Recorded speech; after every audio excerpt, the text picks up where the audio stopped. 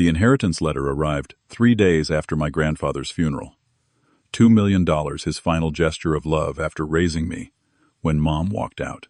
I was 7 when she disappeared, leaving only a hastily scribbled note on the kitchen counter.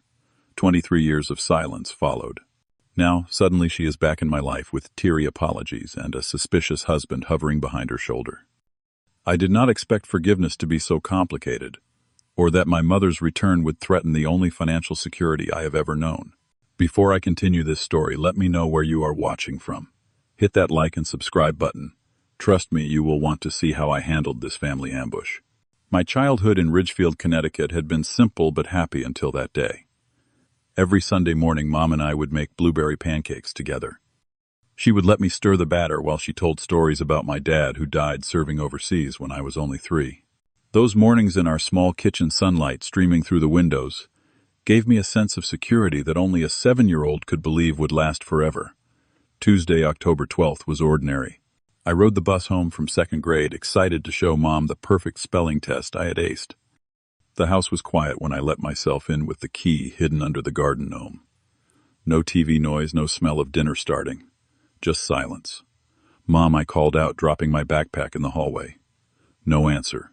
The note sat on the kitchen counter, held down by the salt shaker.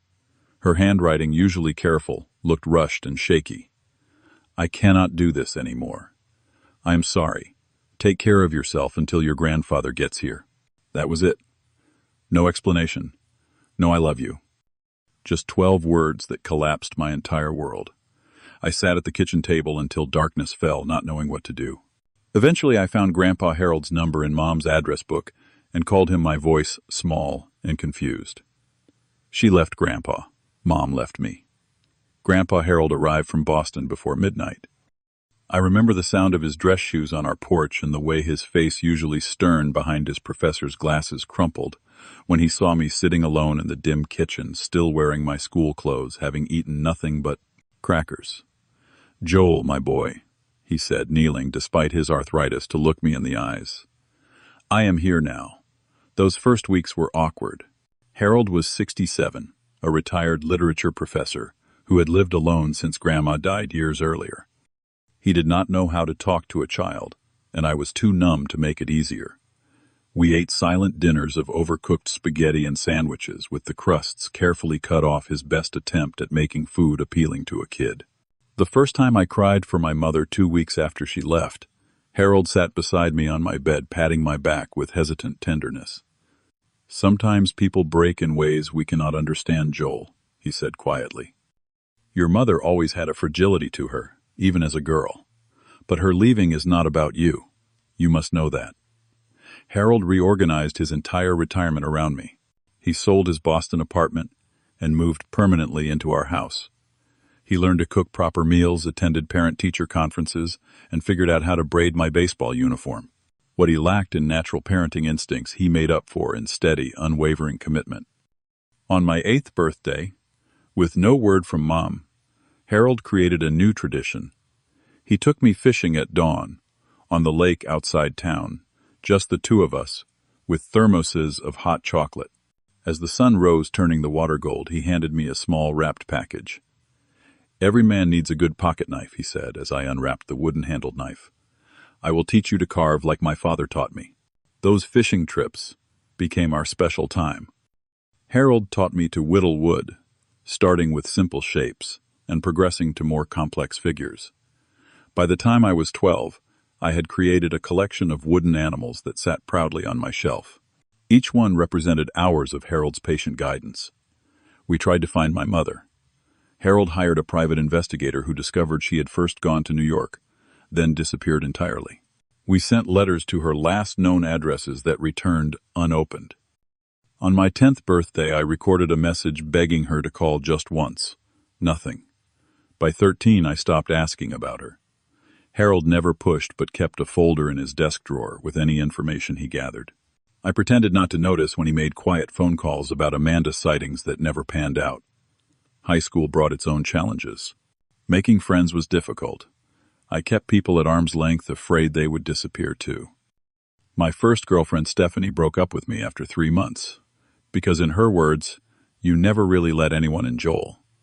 Harold encouraged me, but never forced social connections. Instead, he fostered independence and self-reliance. He taught me to change oil in a car, fix leaking faucets, and manage money carefully. When college application time came, I chose the state university, just 30 minutes away. The idea of leaving Harold alone felt impossible. "You could go anywhere with your grades," he said when I showed him my acceptance letter. "I want to be close to home," I replied, not meeting his eyes. He understood what I could not say. I feared distance meant loss. Instead of pushing, he helped me settle into the architecture program that would become my career. The clean lines and solid structures of buildings appealed to me, permanent, reliable, unlike family bonds.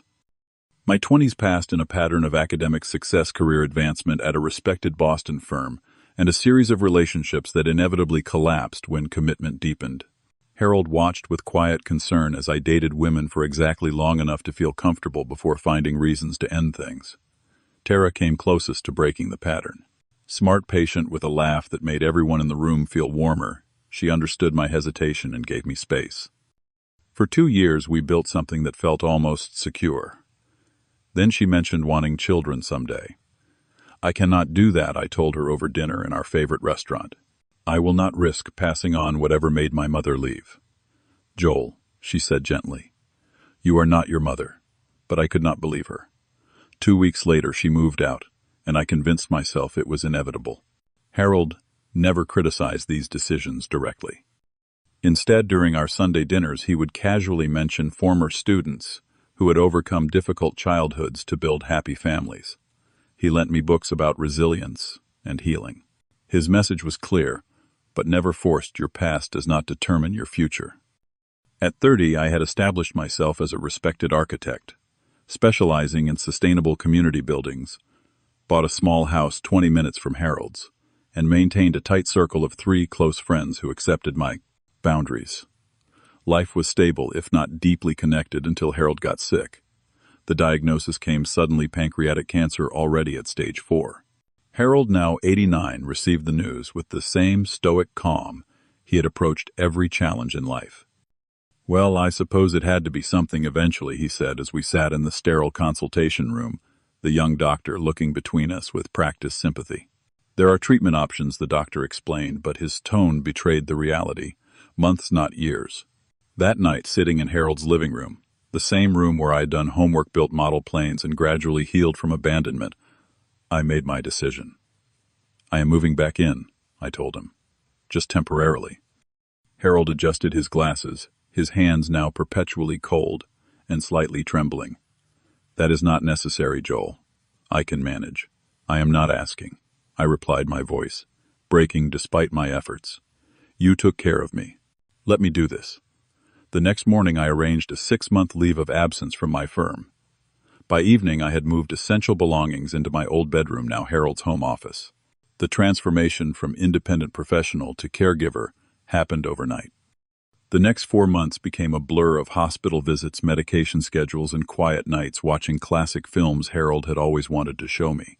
On good days, we sat in the garden he had maintained for decades, talking about books, architecture, and occasionally philosophy. "Do you believe in forgiveness, Joel?" he asked one afternoon as autumn painted the maple tree in our yard brilliant red. "Depends on what needs forgiving," I answered cautiously. Harold took off his glasses, cleaning them methodically with the handkerchief he always carried. "I have never told you this, but I have kept tabs on your mother all these years." My body tensed. "What do you mean?" "About 12 years ago, I received a letter from her. She was in rehab in Arizona. She asked about you, but respected my request not to contact you directly until she could prove she was stable." The revelation hit me like physical pain. "You have been in touch with her?" All this time, Harold shook his head. "Not regularly. She would send a card at Christmas. I would send a brief update about your graduation, your career successes. Nothing detailed. I was protecting you, Joel." "From what?" "The truth." My voice rose despite the weakness evident in Harold's hunched shoulders. "From more pain," he said simply. "She was not ready. You were building your life." But now he gestured vaguely toward his frail body. "I wonder if I made a mistake keeping you apart." Before I could process this betrayal, Harold's health deteriorated rapidly. A hospital bed was installed in the living room. Hospice nurses came and went. During one particularly lucid afternoon, Harold asked his lawyer Thomas to visit. Thomas arrived with a leather portfolio and somber expression. Harold insisted I leave them alone for 30 minutes. When I returned, Thomas nodded respectfully toward me before departing. "What was that about?" I asked, adjusting Harold's pillows. "Making sure everything is in order," Harold replied. "The house will be yours, of course, and there is some money more than you might expect. I have always lived simply, and investments compound over decades." I tried to change the subject, but Harold persisted. "Promise me something, Joel." His hand gripped mine with surprising strength. "When Amanda contacts you, and she will after I am gone, listen to her. Just listen. You do not have to forgive. Just hear her out." I promised, not believing it would ever happen, merely wanting to give him peace. Harold died on a Thursday morning in early spring. I was holding his hand, reading from his favorite Whitman collection, when his breathing simply stopped between one line of poetry and the next. The funeral was small, a handful of former colleagues, my few close friends, and Harold's attorney. The absence of extended family highlighted what had always been true. Harold and I had been each other's only real family for 23 years. 3 days after the service, Thomas invited me to his office downtown. The wood-paneled room with its leather chairs felt oppressively formal, as he explained my inheritance. "The house, of course, is now yours, free and clear." Thomas began shuffling papers. "Additionally, there are investments and savings totaling just over $2 million. The figure stunned me. Harold had lived comfortably, but modestly. I had no idea he had accumulated such wealth.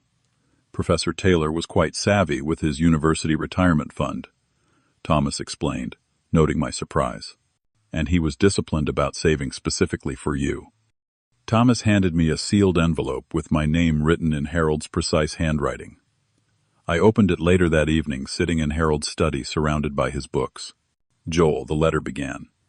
"If you are reading this, I have finally run out of time. The enclosed funds represent my hope for your future, not just financial security, but the freedom to heal completely, build something, create a family if you wish, or travel the world. The money is yours, without conditions, except the silent hope that you will use it to find happiness in whatever form that takes for you. Your mother may reappear when I am gone. This is your opportunity to either close that door permanently or open it just enough to find answers. Either choice is valid. I am proud of the man you have become despite the boy's pain you carried. All my love, Harold." I sat in his chair until dawn, the letter in my hands, grief and gratitude battling for dominance. The call came on a Tuesday afternoon in June, almost exactly 1 month after Harold's death. I was working from home designing a community center for a neighboring town. The number was unfamiliar Arizona area code. "Hello," I answered, distracted by the blueprint on my screen. "Joel." A woman's voice hesitant. This is your mother, Amanda." The pencil in my hand snapped. 23 years collapsed into nothing as her voice, older but unmistakable, came through the line. "How did you get this number?" My voice sounded foreign to my own ears. Harold gave it to me before he... She paused. "I heard about his passing." "I am so sorry, Joel." My chest tightened painfully, making breathing difficult. The beginnings of a panic attack, something I had not experienced since college. "What do you want?" I managed to ask. "To see you," she said. "I have been sober for 11 years now. I am married, stable. I know I have no right to ask, but please, just one meeting."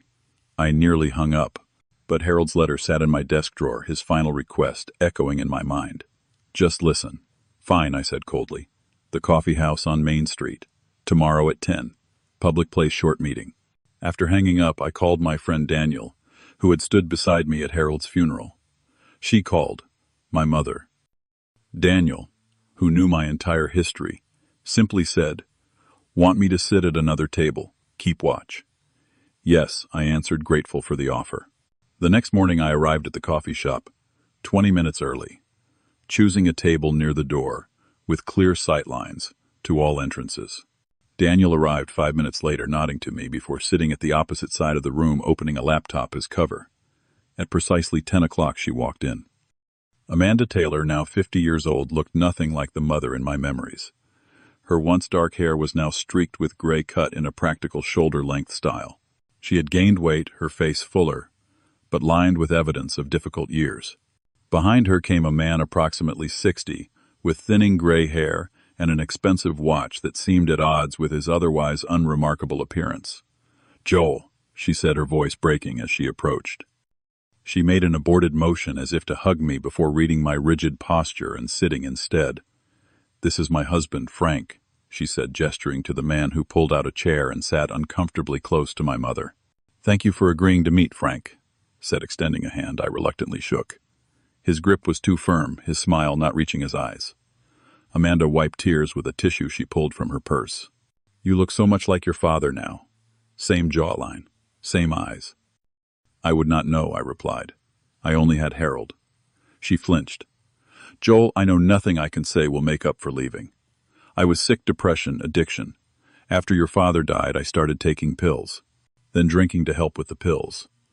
I was not fit to be anyone's mother. So instead of getting help, you abandoned your second grader with a note." My voice remained flat, emotionless. "I went to my sister in New York first," Amanda continued. "She tried to help, but I was too far gone. The next years are blurry. Homelessness.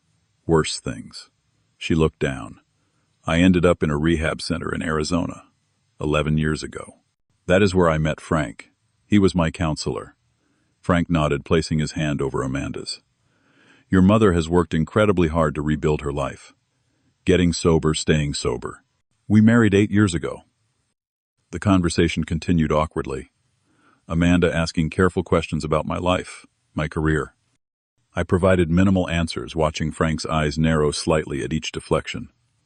"Harold raised you well," Amanda said, finally. "He was always the strong one in the family." "He was everything," I confirmed, checking my watch. "And this has been 30 minutes. Please," Amanda said quickly.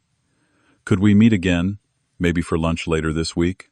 I am in town for 2 weeks." Against my better judgment, I agreed to a lunch 3 days later. As I stood to leave, Frank suddenly asked, "Did you and Harold stay in the family house all these years?" Something in his tone made me pause. "Yes. Nice place, as I recall," he commented casually. "Good neighborhood." I left without responding, meeting Daniel outside. "Well, that was weird," he said as we walked to our cars. "She seems different," I admitted. "But that husband gives me an odd feeling." Over the next 2 weeks, I met with Amanda 4 more times. Frank accompanied her to every meeting, his presence increasingly intrusive. Each conversation followed a pattern. Amanda would share recovery stories, ask about my life, express regret. Frank would steer conversation toward my current living situation, subtly probing about Harold's affairs. During our 4th meeting at a restaurant downtown, Frank finally revealed his hand. "Joel, Amanda and I have had some financial setbacks recently," he began after our entrees arrived. "My counseling practice faced a lawsuit, frivolous but expensive to fight, and our investment in a recovery center fell through when permits were denied." Amanda stared at her plate as Frank continued. "We were hoping that given the family connection and your recent inheritance, you might consider helping your mother get back on her feet." "Excuse me," I set down my fork. "We are not asking for charity," Frank clarified quickly. "But family helps family." Harold clearly intended to provide for Amanda as well. She is his daughter, after all. Surely he would have wanted her to receive a portion. "He had 23 years to find her," I said coldly. "He knew exactly where she was for at least 12 of those years. If he wanted to leave her money, he would have." Joel, Amanda interjected softly. "We are not asking for much. Just enough to clear our debts and maybe put a down payment on a small house." "How much is not much?" I asked. Frank cleared his throat. 500,000 would make a tremendous difference in our lives. The figure, a quarter of my inheritance, stunned me. "You abandoned me with nothing but a note, disappear for over 2 decades, then expect me to hand over $500,000. You have to understand." Frank leaned forward, his voice hardening slightly. "Amanda has legal rights here. As Harold's daughter, she could contest the will. We would rather not go that route, but—" "Are you threatening me?" I stood abruptly. "Frank, stop," Amanda whispered, but he continued. It is not a threat. It is a legal reality. A court would likely find that completely disinheriting an only child is unconscionable regardless of estrangement. I threw money on the table for my meal. This meeting is over. Do not contact me again. Amanda called my name as I walked out, but I did not turn around. 3 days later, a certified letter arrived from a law firm in Phoenix.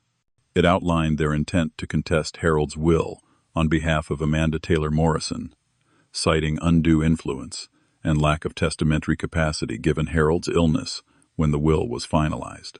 The panic attacks returned that night worse than ever before. I called Thomas, who assured me the claim had little merit but would require defensive legal action. These types of threats often aim for settlements, he explained. They are counting on you wanting to avoid prolonged legal battles. For 2 weeks I spiraled. Sleep became impossible, as childhood abandonment wounds reopened, now compounded by adult betrayal. Work suffered. I canceled social plans. The house that had always been my sanctuary now felt tainted by potential loss. One morning, staring at my haggard reflection while making coffee, a realization struck: they were taking more than money from me. They were stealing my peace, my healing, my forward momentum, things Harold had carefully helped build over decades. I called Thomas with a new plan, then hired a private investigator to look into Frank Morrison's background. The results proved illuminating. 1 week later, I sat in Thomas's office, calm and prepared. Amanda and Frank arrived with their lawyer, a slick-looking man, with an expensive suit and overly firm handshake. "We appreciate your willingness to discuss a resolution," their lawyer began, setting a folder of documents on the conference table.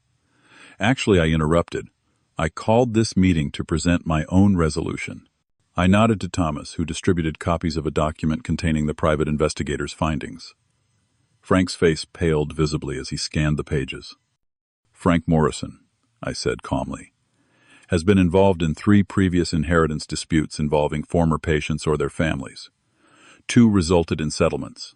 The 3rd was dismissed after evidence of manipulation emerged.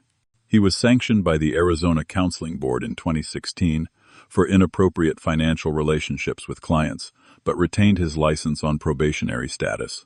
Amanda turned to Frank, confusion clear on her face. "What is he talking about?" Frank reached for the papers, but she pulled them away, continuing to read. "Additionally," I continued, "the frivolous lawsuit against your practice was actually a credible claim of ethical violations that you settled rather than contest. And the Recovery Center investment was rejected due to your history of financial improprieties. These are private matters taken out of context," Frank sputtered. I turned directly to Amanda. "Mom, is this the first time he has targeted someone's inheritance? Or just the first time you have been told about it?" The color drained from her face. For several moments the room remained silent, except for the sound of Frank's increasingly agitated breathing. "Here is my offer," I said finally. "Drop all claims immediately, or I will submit these findings to the court, the Arizona Licensing Board, and potentially law enforcement for investigation of pattern fraud." Their lawyer, visibly uncomfortable, gathered his materials. "We should discuss this privately. One more thing," I added. "Mom, I would like to speak with you alone." Frank immediately objected, but Amanda raised her hand. "Give us the room, please." When everyone had left, I studied the woman who had given birth to me, then vanished from my life. In her eyes I saw genuine remorse, mixed with embarrassment. "Did you know?" I asked simply. "About the other inheritance claims?" "No." She twisted her wedding ring. "But I suspected something was not right when he pushed so hard to contact you after Harold died. Did you actually want to reconnect with me? Or was that his idea too?" Her eyes filled with tears. "I have wanted to see you every day for 23 years, Joel. I just never deserved to. When Frank suggested it might be possible, I grabbed at the chance even knowing I had no right." The raw honesty in her voice resonated with something long buried inside me. "I cannot give you $500,000, I said. "I know. I never expected it. That was all Frank. And I cannot give you a mother-son relationship, at least not right away." She nodded, wiping tears. "I understand. I forfeited that right when I left you." But I continued, "If you are serious about connecting without Frank's involvement, we could try very small steps. Monthly phone calls, perhaps." Nothing more for now. Hope flickered across her face. Really? You would consider that Harold's last request was that I listen to you. I have. Now I need to decide what happens next on my terms, not yours or Frank's. When the others returned, the resolution was swift. Their claim was withdrawn with signed assurances that no future claims would be pursued. Frank left without speaking to me, his posture rigid with barely contained rage. Amanda lingered briefly. "Whatever you decide about us," she said quietly, "thank you for hearing me out." 2 days later, she called to say she had moved out of their hotel and was staying with an old friend locally. She and Frank were taking time apart while she reevaluated their relationship. Over the following months, I established clear boundaries for limited contact with Amanda. Our first phone calls were awkward, full of long silences and careful navigation around painful topics. Gradually, we developed a cautious rhythm, monthly calls that slowly increased in length and depth. 6 months after our confrontation, I used a portion of the inheritance to establish the Harold Taylor Education Foundation, providing scholarships to children who had faced family instability. The foundation's first fundraiser was where Amanda and I had our first public interaction. She attended as a regular guest, not as my mother, but it represented progress nonetheless. I began therapy to address the abandonment wounds that had shaped my adult relationships. The inheritance provided not just financial security, but the freedom to prioritize healing without financial concerns. Frank ultimately moved back to Arizona alone. Amanda found a small apartment nearby and a job at a local bookstore. Our relationship developed slowly, with clear boundaries. I never called her Mom. That person was lost long ago. But we found a way to exist in each other's lives that honored the present without falsely rewriting the past. On the 1-year anniversary of Harold's death, I visited his grave alone. The maple tree above his headstone showered red leaves around me as I sat on the small bench I had installed. "You were right about listening," I told him, though not about forgiveness being simple. The breeze scattered leaves across the polished granite, bearing his name. "I have learned that forgiveness is not about erasing the past," I continued.